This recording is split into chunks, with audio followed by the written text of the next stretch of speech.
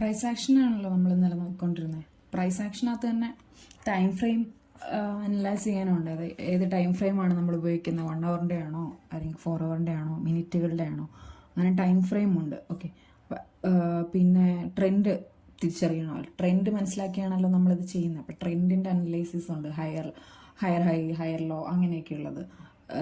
പിന്നെ ഈ പറഞ്ഞ പോലെ അപ് ട്രെൻഡ് ആണോ ഡൗൺ ട്രെൻഡ് ആണോ, അതായത് ബുള്ളിഷ് മാർക്കറ്റ് ആണോ ബീറിഷ് മാർക്കറ്റ് ആണോ എന്ന് ഐഡൻറ്റിഫൈ ചെയ്യുക. സപ്പോർട്ട് ആൻഡ് റെസിസ്റ്റൻ്റ് ഐഡൻറ്റിഫൈ ചെയ്ത് അത് മാർക്ക് ചെയ്യുക.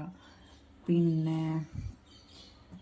ഒരു നമുക്കൊരു കറക്റ്റ് എൻട്രി സെറ്റപ്പ് കിട്ടുന്നതിന് വേണ്ടിയിട്ട് നമ്മൾ എന്ത് ചെയ്യുക, കൺഫർമേഷൻ ക്യാൻഡിൽ നോക്കിയത് വെയിറ്റ് ചെയ്യുക. അത് ഏത് ട്രെൻഡിലാണ് അല്ലെങ്കിൽ ഏതാണ് പ്രൈസ് സപ്പോർട്ടെന്ന് മനസ്സിലാക്കി അതിൻ്റെ അത് വരുന്നത് വരെ മനസ്സിലാക്കിയതിന് ശേഷം നമ്മളൊരു എൻട്രി സെറ്റപ്പ് ചെയ്യുക. ആ എൻട്രിയിലെ സ്റ്റോപ്പ് ലോസും ടേക്ക് പ്രോഫിറ്റും ഒക്കെ നമ്മൾ കറക്റ്റായിട്ട് മാർക്ക് ചെയ്ത് വെക്കുക. അപ്പം ഇതൊക്കെ ഇതിൻ്റെ ഒരു ബേസിക് ആയിട്ടുള്ള എന്താ പറയുക, എൻട്രി എടുക്കാൻ അല്ലെങ്കിൽ നമുക്കത് മാർക്കറ്റ് മനസ്സിലാക്കാൻ വേണ്ടിയിട്ടുള്ള ബേസിക് ആയിട്ടുള്ള ടേംസുകൾ അല്ലെങ്കിൽ നമ്മൾ പ്രൈസ് ആക്ഷനിൽ നമ്മൾ ചെയ്യേണ്ട കാര്യങ്ങളാണ് ബേസിക് ആയിട്ടുള്ള.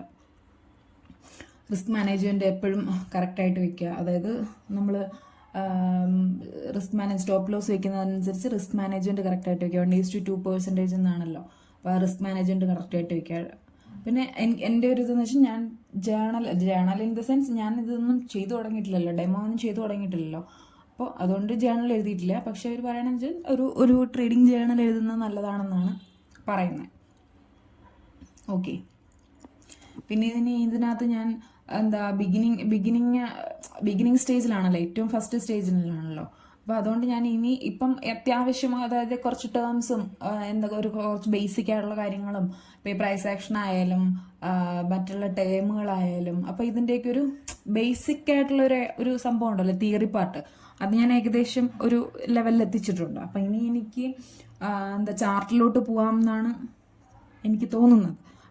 കാരണം നമ്മൾ ഈ പഠിച്ച തിയറി എല്ലാം എന്താണ് എന്ന് ചാർട്ട് കണ്ടാലല്ലേ നമുക്കത് ഐഡന്റിഫൈ ചെയ്തത് മാർക്ക് ചെയ്ത് മനസ്സിലാക്കാൻ പറ്റുള്ളൂ. അപ്പം നമ്മൾ ഈ പഠിച്ച ഓരോ സാധനങ്ങളും ചാർട്ടിൽ വരുമ്പോഴല്ലേ അത് പ്രാക്ടിക്കലായിട്ട് അപ്ലൈ ചെയ്യാൻ പറ്റുള്ളൂ. അപ്പം ഇന്നതാണ് ഇതെന്ന് കണ്ട് മനസ്സിലാക്കി പ്രാക്ടിക്കലായിട്ട് ചെയ്യാൻ ഇനി ചാർട്ടിലേക്കാണ് പോകേണ്ടതെന്നാണ് എൻ്റെ ഒരു നിഗമനം. അപ്പോൾ അതുകൊണ്ട് അടുത്ത ദിവസം തൊട്ട് ഞാൻ ചാർട്ട് നോക്കി തുടങ്ങാമെന്നാണ് വിചാരിക്കുന്നത്. ചാർട്ട് നോക്കിയിട്ട് ഈ പഠിച്ച സാധനങ്ങളെല്ലാം എന്താണ് ചാർട്ടിലെന്ന് മനസ്സിലാക്കി ചാർട്ടിനെ വെച്ച് അനലൈസ് ചെയ്തിട്ട് ഇത് വെച്ച് നമുക്ക് ബാലൻസ് ചെയ്ത് നോക്കാമല്ലോ, മനസ്സിലാക്കാമല്ലോ.